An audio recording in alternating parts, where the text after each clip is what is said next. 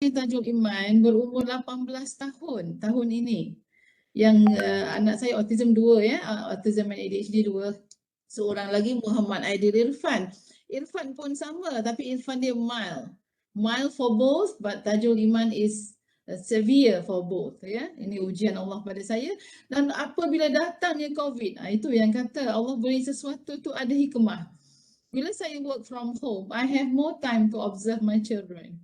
Ya, bila saya tengok cara anak saya Irfan bercakap, dia ulang ya, ataupun dia selalu kalau dia tak puas hati macam mana, I see myself suddenly inside my two children. You nampak tak? Ya. So saya meneruskan kajian saya observe, saya check, saya baca, saya jumpa sekretari. Waktu saya jumpa sekretari anak saya daripada tahun 2013, saya banyak bertanya. Allah dah mencetus dah, tapi saya tak perasan lagi. Ya. Jadi apabila saya last year, bulan tu 3 tu kita PKP, 18 of March, 17 of March 2020.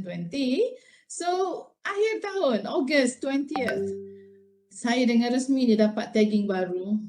Sebenarnya mereka itu gambar kepada ibu bapa. Dan betul lah kata kajian mengatakan, jika anak kita itu ADHD, mak atau ayah dia ada risiko 40%. Sebaliknya jika ibunya pula ADHD, anaknya 50% akan mengalami penyakit yang sama. Saya tak nak label diri saya lebih-lebih sebab benda ni bukan kecacatan, ya, tapi kita panggil illness. Macam saya sekarang 50 years old. Saya saya ada disclaimer ya, untuk pengetahuan, dah bergerak belum slide saya tu? Disclaimer nampak ya? Okay, so kalau ada masalah saya harap Puan Munirah bolehlah WhatsApp saya ya, sebab saya malah nak tanya-tanya, sebab insya-Allah saya rasa apa yang saya keluarkan tu muka surat kedua saya tu bergerak macam biasalah ya. So that tidak ada masalah. Okay, berbalik kepada penceritaan saya tadilah ya. Saya kalau nak berkongsi ni saya takut sebenarnya sebab stigma masyarakat di Malaysia ni kita lain daripada overseas ya. Orang overseas apabila mereka mengenal pasti mereka itu ADHD, mereka tak malu. Dia tak ada skeptikal, dia tidak ada stigma. Ya, dan saya pun akan buat seperti mana yang orang di luar negara itu buat. Sebabnya bila melihat ke belakang, ya, I'm 50 years old this year. Berapa ramai manusia yang telah saya sakiti tanpa saya sedar. Ya. Sebab tu justru saya rasa dalam 50 tahun ni bila saya bercakap mengenai ceramah, saya tak panggil ceramah, saya panggil perkongsian. Ada orang cakap macam ustazah, kejap jadi pakar psikologi, sekejap. Tapi saya bukan doktor, tapi bukan juga pakar psikologi. But for your information, being a mom of 2 special children, ya, kita akan rasa macam nak jadi semua. Sometimes kita pun jadi hakim. Saya percaya Puan Munirah pun seorang ibu. Kadang anak bergaduh kita jadi hakim kan, Munirah? Ya, so bagi saya there's nothing to be embarrassed. Ya, sebab pengalaman saya sendiri, saya melihat anak-anak saya dan saya nak buat disclaimer juga. Cerita-cerita saya mengenai apa yang saya akan sebut ni, bukan semua ni mengenai saya ya. Mengenai orang lain yang saya kenal melalui penceritaan di luar negara yang saya tengok di YouTube, yang saya lihat di mana-mana media sosial lah ya. Nah, jadi suami saya pun takut-takut. Dia kata nanti bila awak cerita, orang akan cakap, itu laki dia lah tu. Tapi saya tak nak buang masa. I don't want to waste my time. Kalau saya duduk senyap pada hari ini, ramai orang yang membiarkan anak-anak dia tidak terawat. Dan saya sangat bimbang sebab bulan siapa tengok Madam Laila's channel ya, saya hanyalah seorang boleh kata YouTuber lah kot. Bila saya tahu saya diagnose diri saya tahun lepas, terus bulan April, 1 April 2021, wanita tua ini telah buat satu channel sendiri. Ya, kalau siapa-siapa yang nak pergi tengok, pergilah tengok. Saya bercerita macam-macam ya. Sebab saya fikirkan Allah pinjamkan saya usia sesingkat ini, selebih banyak 50 tahun ini pun adalah untuk berkongsi pengalaman saya. Justru saya minta izin ya orang-orang yang saya sayang. Kadang-kadang mak saya sendiri pun, ya, hatta mak saya sendiri pun dia kata, tak payahlah cerita-cerita. Ya, tapi bagi saya kalau saya tak cakap, contoh saya nak beritahu ya. Tadi dah dinyatakan oleh doktor bahawa orang ADHD ni dia ada banyak apa orang kata stress management, very poor stress management. Orang biasa, sebagai contoh, apabila tak boleh pergi kelas, dulu face to face, tukar kepada medium ODL online. Bagi kita orang yang normal, tidak ada masalah. Tapi bila orang itu hilang seperti saya, ADHD ni, kami akan rasa benda tu sebagai sangat mengganggu. Sebagai sangat mengganggu. Akibatnya, inilah yang saya pergi ke pelajar IPTA hari ini. Ada yang stres kuat, tarik diri. Yang paling saya takut adalah cubaan bunuh diri.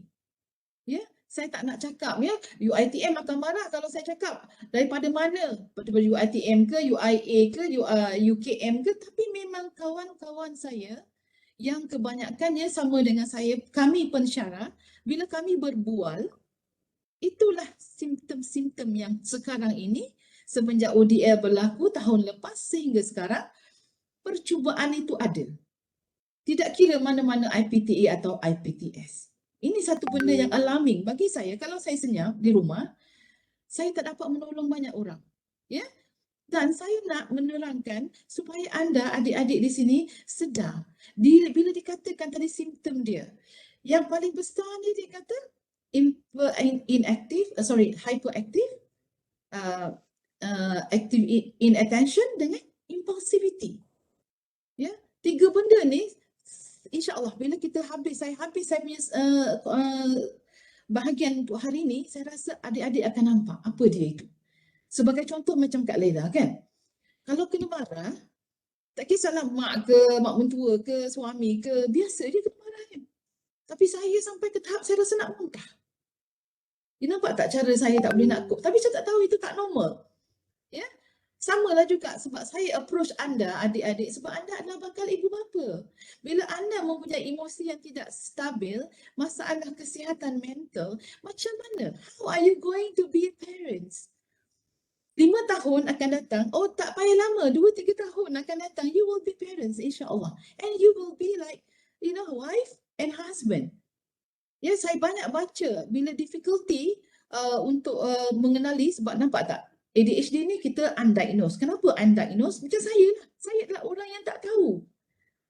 Alhamdulillah Allah beri saya 2 orang makhluk yang saya anggap macam agak sorry if I were to use the word menyusahkan bukan menyusahkan, membebankan emosi. Kerana apa?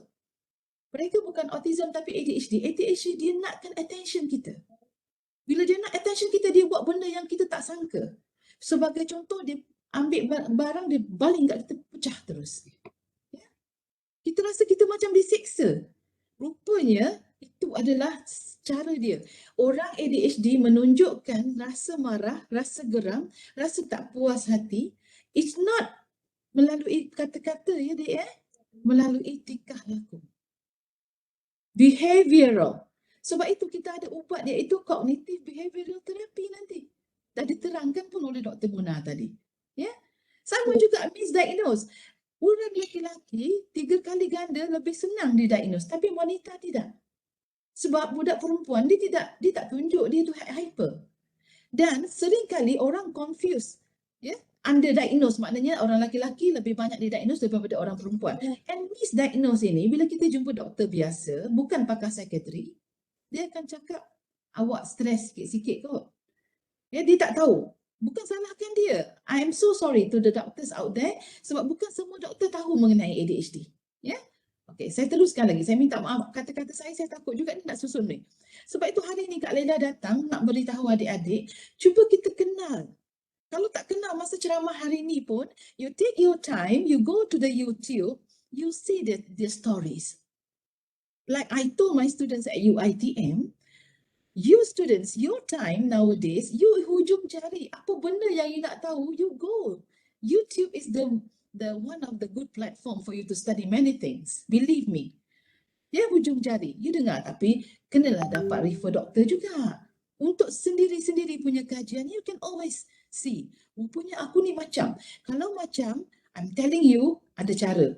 Ya, saya kenal ya. Jangan malu. Bagi saya, kita bukan cacat. I am a lecturer. Come on, man. I am the best student. I was the best student when I did my SPM. Tapi, saya ada masalah bila berinteraksi dengan manusia lain dalam dunia. Contoh, apabila saya tidak puas hati dengan si A, saya akan bantai dia melalui mesej yang berbisa. Contoh, itu saya lah.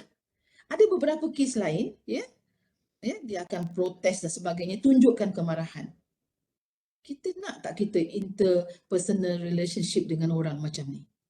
Kita boleh minta ampun dengan Allah kalau dosa tu dengan Allah, tapi dosa dengan manusia, kita kata dekat dia. Dan orang ADHD dikenali dengan orang yang mulut longkang. Sorry if I were to use mulut longkang.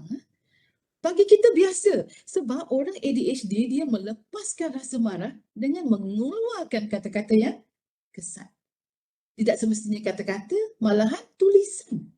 Sebab itu bila Kak Laila melihat netizen-netizen di luar sana menggunakan perkataan begitu, Kak Laila nak cakap je, could you guys please watch my channel?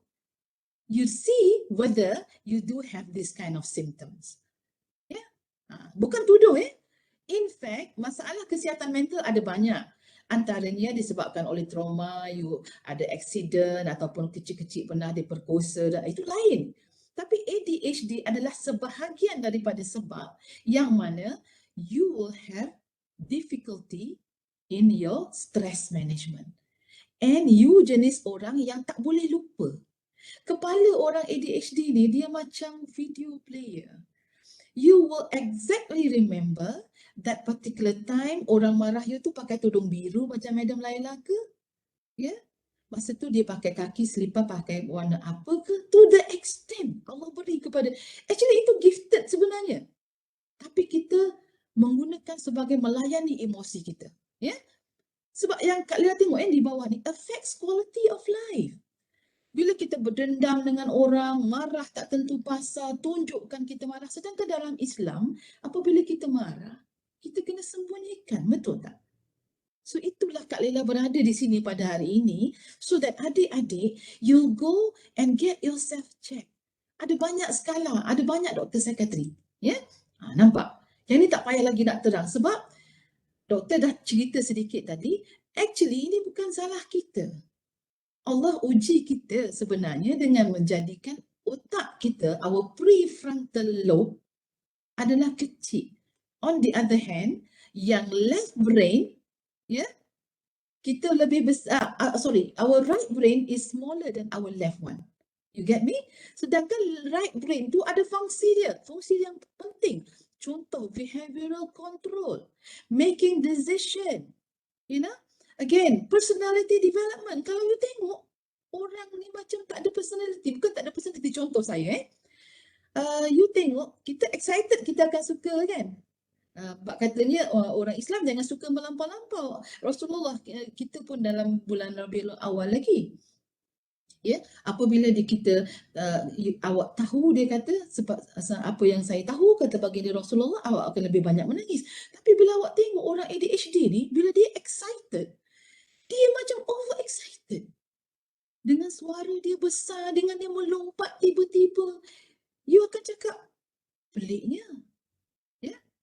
Tapi ini adalah masalah kejadian otak dia.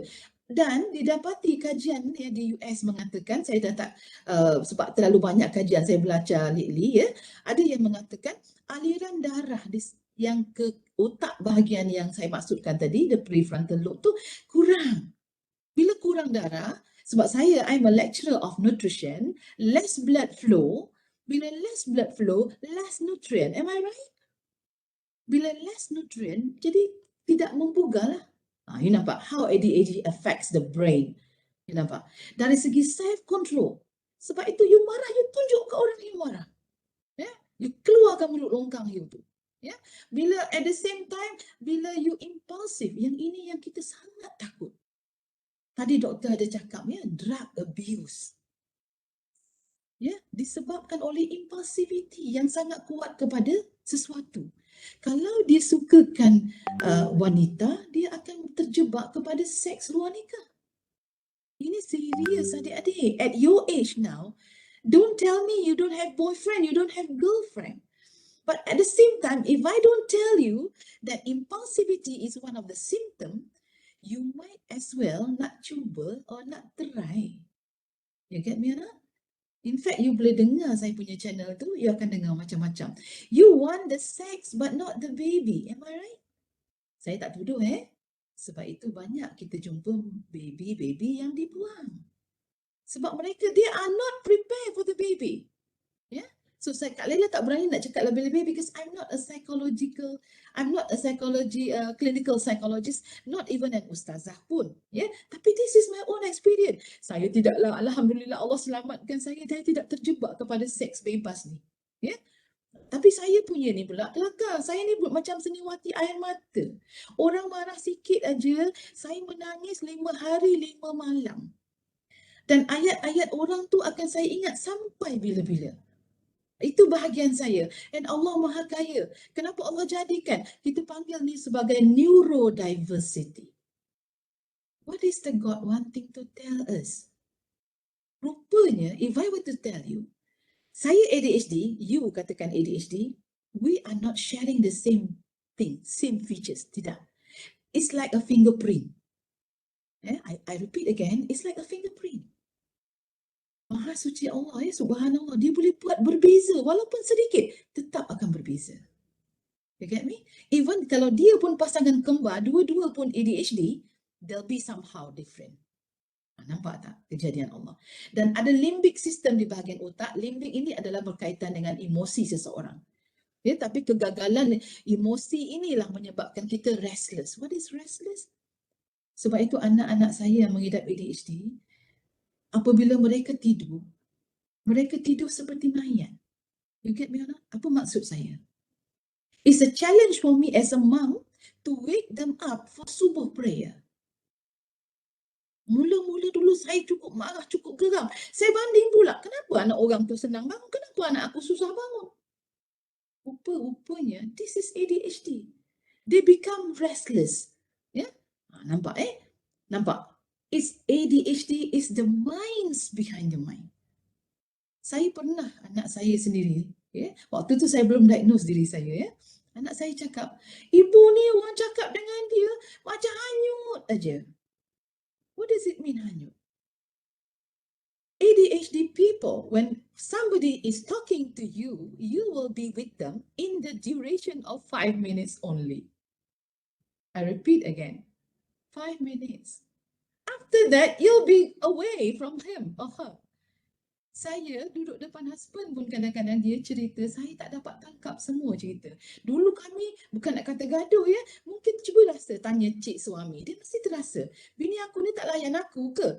Dan saya minta maaf perkara sekecil ini boleh menyebabkan penceraian di kalangan pasangan lain lah. InsyaAllah doakan saya saya tak mahu sebab suami saya alhamdulillah dah saya bagi tahu, bang, no wonder I did not listen to you because I have this problem. Ada dah backup dah tu. Tapi jangan jadikan dia sebagai alasan. Tapi kalau you ada simptom macam tu, you ada anak begitu, ada isteri begitu, tolong jangan cepat-cepat tinggalkan dia. They might need your help. Sama juga, you marah anak you, kalau bercakap tengah anu, budak kerti bahasa, aku baru kamu dia buat tak tahu macam hanyut kan? Jangan tampar dia lagi sayang. Keganasan you kepada dia akan membuatkan dia tak akan lupa. Kita takut sebab ada ADHD, anak yang dimarah oleh family, ibu bapa, they ran from the house. They left you parents. Itu yang Kak Laila duduk sekarang ni cakap, berkongsi. Jangan terkejut pula kalau lepas ni Kak Laila pergi approach LPPKN, Lembaga Pertubuhan Penduduk. Sebabnya, I want to talk to husbands and the wife. Yang ini di IPTA ni, of course you might be parents, you might be daughters, you might be brothers, sisters, betul tak? So take this time. Kenapa kita tak fokus? Because we have minds. Ada banyak otak lain di belakang otak yang satu ini. And I nampak, I tulis kat sini. Macam Dr. Muna kata, it cannot be treated. Tak boleh disembuhkan. Kenapa?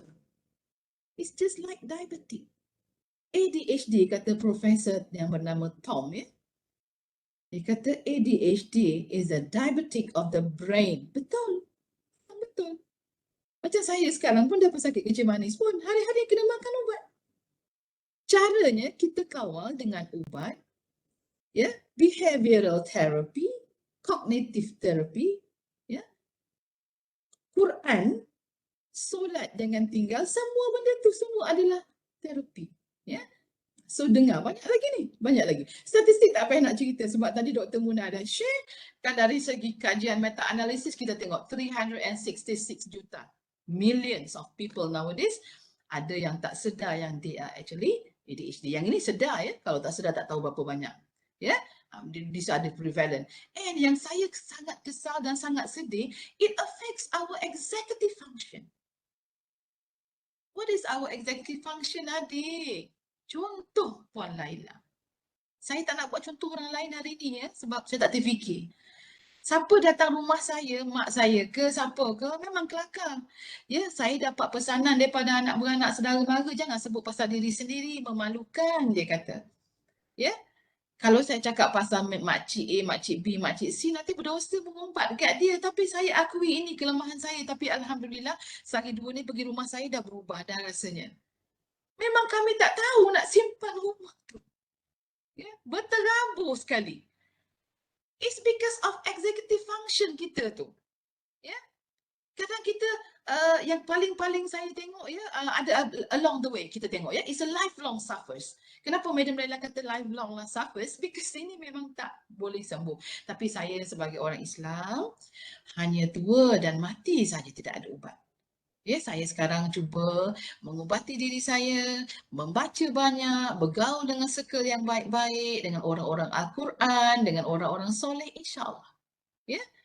Sama-sama kita, ya. Itu sebab saya suruh early intervention. Maknanya kita, sebab nanti kita mempengaruhi kita di tempat kerja. Kalau kita di tempat kerja jenis mulut longkang, rasa-rasanya ada kawan tak? Tak ada.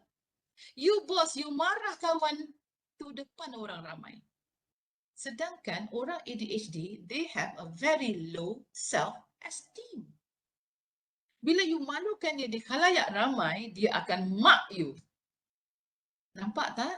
Ada cerita dendam-dendam, ditikamnya kawannya sendirilah, disembelihnya lah. Kita tak mahu sampai ke tahap itu.